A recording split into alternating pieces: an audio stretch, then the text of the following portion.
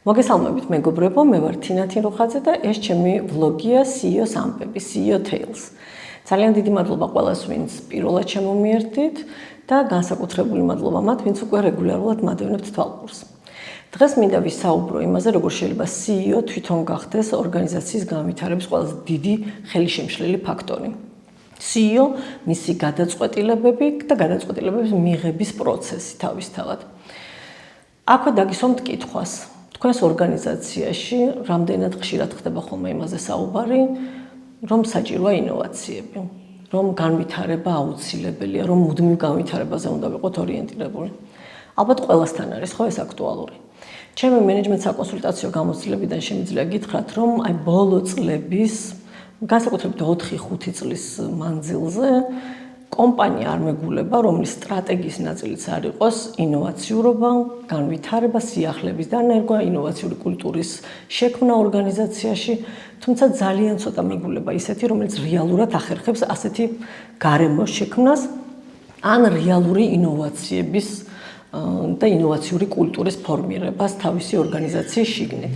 და მაშინ რატო ხდება ესე? ეს არის ძალიან მნიშვნელოვანი კითხვა, ხო, რომელიც მეც გამიჩნდა და ამაზე მინდა ზუსტად გესაუბროთ, რომ თუ ჩვენ CEO-ები ვაცნობიერებთ იმას, რომ ეს ასეთი მნიშვნელოვანია, ვდებთ ჩვენ სტრატეგიებში, რა გვიშლის ხელს, რომ ეს განვახორციელოთ.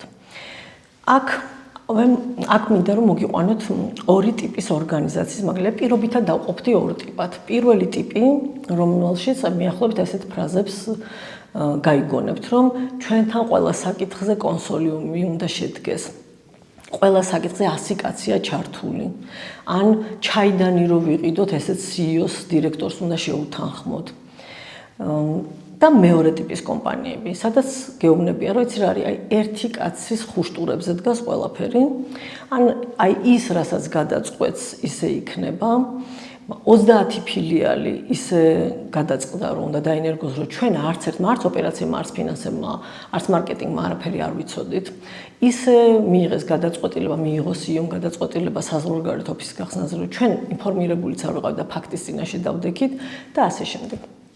ანუ ეს როგორც ხედავთ, პირველი ეს არის ძალიან ბიუროკრატიული ორგანიზაცია, ან ორგანიზაცია ძალიან ცენტრალიზებული ორგანიზაცია, რომელშიც ნებისმიერი გადაწყვეტილების მიღება ვერტიკალში ადის CEO-მდე, ხოლო მეორე ტიპის ორგანიზაციაში ეს არის ფაქტობრივად ერთი კაცის, ან რაღაცა ხასიათის, სპონტანურობის, დაუგეგმაობის გარემო, სადაც ადამიანები ძალიან ბოლო წუთას, საერთოდ არ არიან ჩართულები გადაწყვეტილებებში, ან ბოლო წუთას იგებენ რაღაცას. როგორც ერთი, ისევე მეორე არის ძალიან დიდი გამოწვევა კომპანიაში, იმიტომ რომ თუ პირველი შემთხვევაში დრო იწელება და გადაწყვეტილებები გაუთავებელი საუბრების და მსჯელობებში ძალიან ბევრი მნიშვნელოვანი გადაწყვეტილება უბრალოდ იკარგება, ან ისეთი დრო სჭირდება გადაწყვეტილების მიღებას, რომ საკითხის აქტუალობა იკარგება, ხოლო მეორე ტიპის გადაწყვეტილებაში, სადაც არ ხდება მენეჯმენტის ჩართულობა, ძალიან ბევრი შეცდომა, ძალიან ბევრი ტკივილი, შეფერხებები აღსრულებაში და თვითონ პროცესი სრულად არაინკლუზიურია. ამას ძალიან კარგად აღწერს ბეზოსი თავის კონცეფციაში, მე ძალიან მომეწონა და მინდა რომ გაგიზიაროთ, იმიტომ რომ მეტაფორულად, ფანტასტიკურად აღწერა ეს ამ ორი ტიპის, ასე ვთქვათ, გადაწყვეტილებებს შორის განსხვავება. და მე ვფიქრობ, რომ ძალიან კარგი ამოხსნა იქნება, რა გვეშლება ჩვენ CEO-ებს, როცა ვიღებთ ამა თუ იმ ტიპის გადაწყვეტილებას, ან მიდგომებს, როგორ მივიღოთ ესა თუ ის გადაწყვეტილება. ჯეფ ბეზოსი, იცით, ამაზონის დამფუძნებელი, იძახის ეს რაღაცას. არსებობს ორი კარის პრინციპი. ერთი კარი, ეს არის კარი, რომელშიც რომ შეხვალ უკან ვეღარ დაბრუნდები, შეუქცევადია ეს პროცესი და მეორე კარი, რომელშიც შეგიძლია მარტივად შეხვიდე, სხვა მხარეს გადახვიდე და გამობრუნდე მარტივად, კიდევ მეორჯერ შეხვიდე და უკან გამობრუნდე. და ის ზუსტად აქ ანსხვავებს და იძახის, რომ ჩვენ ძალიან კარგად უნდა გავაცნობიეროთ, როდის გვაქვს პირველი კარის ტიპის გადაწყვეტილებები მისაღები და როდის გვაქვს მეორე კარის ტიპის, მარტივად შექცევადი გადაწყვეტილებები. მაგალითისთვის მოყავს, რომ პირველი კარის ტიპის გადაწყვეტილებები არის სხვა ქვეყანაში ოფისის გახსნა, რებრენდინგი მაგალითად, ტოპ მენეჯმენტში მნიშვნელოვანი ცვლილებები, დირექტორის მიერ თქვათ წამყვანი პროდუქტის ცვლილება, რადიკალურად ბიზნეს მოდელის ცვლილება და ასე შემდეგ. ხოლო მეორე ტიპის გადაწყვეტილებები ეს არის მაგალითად ისეთი ტიპის გადაწყვეტილებები, როგორიც არის პროდუქტში ან სერვისში გარკვეული პარამეტრების შეცვლა. მაგალითად, ფასის არარადიკალური, არამედ ექსპერიმენტული ცვლა ამა თუ იმ პროდუქტსა და სერვისზე. გარკვეული HR პატარა პოლიტიკებისში გატესტვა, მცდელობა, სერვისში რაღაცა ინოვაციური პრინციპების გატესტვა და ასე შემდეგ. და ის იძახის, რომ ძალიან ბევრი კომპანია პირველი ტიპის გადაწყვეტილებას, რომელიც არის ძალიან მნიშვნელოვანი სტრატეგიული შეუქცევად ეძახის, იმიტომ რომ შეუქცევადი არაფერია ცხოვრებაში სანამ ცოცხლები ვართ, მაგრამ ძალიან ძვირი რომ უჯდება კომპანიას, ისეთი ძვირი ფასი, რომ შეიძლება არსებობას კი შეწყვიტოს, ხო? თუ აქ შეცდომა მოხდა. აი ასეთი ტიპის გადაწყვეტილებებში ის გვირჩევს, რომ რაც შეიძლება მეტი ვიფიქროთ, მეტი მონაცემზე დაფუძნებული იყოს ჩვენი გადაწყვეტილება, ინკლუზიური იყოს, ჩავრთოთ ექსპერტები და აი აქ მართლაც დავხარჯოთ დრო იმისათვის, რომ ასეთი მნიშვნელოვანი სტრატეგიული გადაწყვეტილებები მეტი გააზრებით მოხდეს. ხოლო კარიერის პრინციპში ის იძახის, რომ აქ ძალიან მნიშვნელოვანია სისწრაფე და მოქნილობა.